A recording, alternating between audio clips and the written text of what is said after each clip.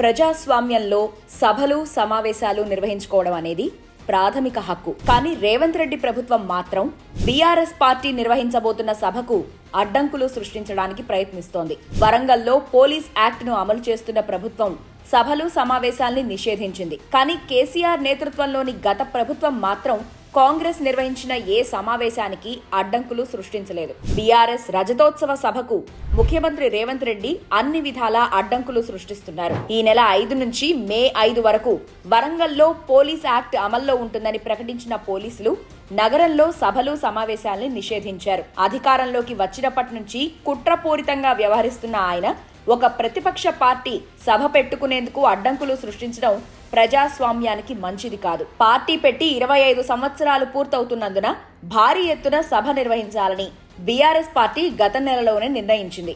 దీనికి సంబంధించి అన్ని ఏర్పాట్లు చేస్తోంది. పార్టీ అధ్యక్షుడు కేసీఆర్ సైతం వరంగల్ సభకు పెద్ద ఎత్తున ప్రజలు తరలి రావాలని, అందుకు తగ్గట్లు వసతులు ఏర్పాట్లు చేయాలని పార్టీ సీనియర్ నాయకత్వానికి సూచనలు చేశారు. అంతలోనే కాంగ్రెస్ ప్రభుత్వం సభను అడ్డుకునేందుకు కుయుక్తులు పన్నుతోంది. ప్రస్తుతం కాంగ్రెస్ పై ఉన్న వ్యతిరేకత వల్ల ప్రజలు లక్షలాది సంఖ్యలో పాల్గొననున్నారు. ఇప్పటికే బీఆర్ఎస్ ఇచ్చిన ప్రతి నిరసన కార్యక్రమానికి నియోజకవర్గాల్లో, జిల్లా కేంద్రాల్లో మంచి స్పందన వస్తోంది. కాంగ్రెస్ గత ఎన్నికల్లో ఇచ్చిన హామీల్ని నెరవేర్చకపోవటం వల్ల ప్రజలు ప్రతిపక్ష పార్టీ అయిన బీఆర్ఎస్ వైపు చూస్తున్నారు.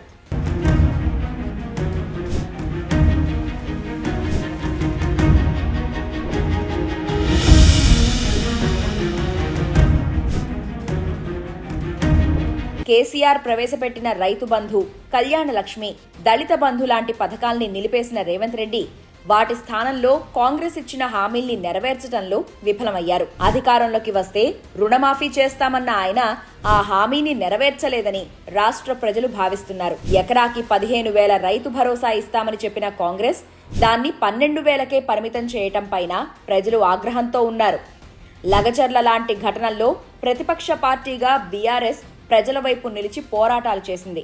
అందుకే పార్టీ రజతోత్సవ సభకు ప్రజలు భారీగా తరలివస్తారని నిఘా వర్గాలు ముఖ్యమంత్రికి సమాచారం అందించాయి.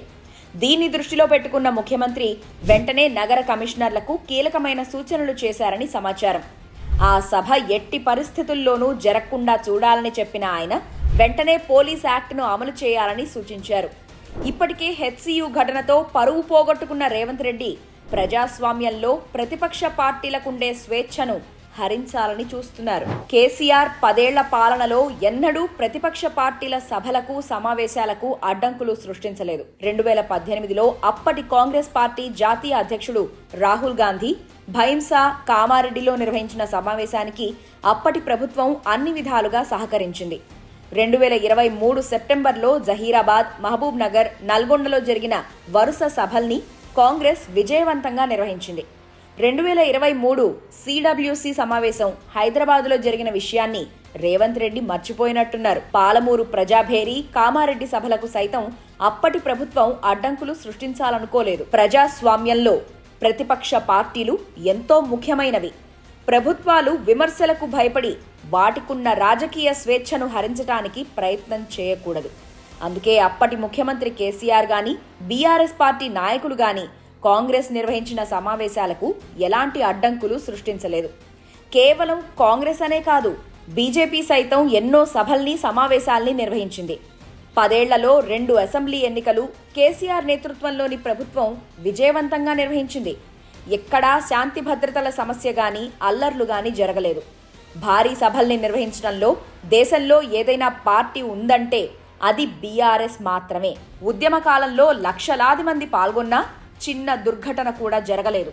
అలాంటిది ప్రస్తుతం ఏవో కారణాలు చూపించి రజతోత్సవ సభల్ని అడ్డుకుందామని రేవంత్ రెడ్డి ప్రయత్నం చేయటం సబబు కాదు. ఇప్పటికైనా రేవంత్ రెడ్డి ప్రభుత్వం ప్రజాస్వామ్యాన్ని గౌరవించి ప్రతిపక్ష పార్టీలకున్న స్వేచ్ఛను కాపాడాలి.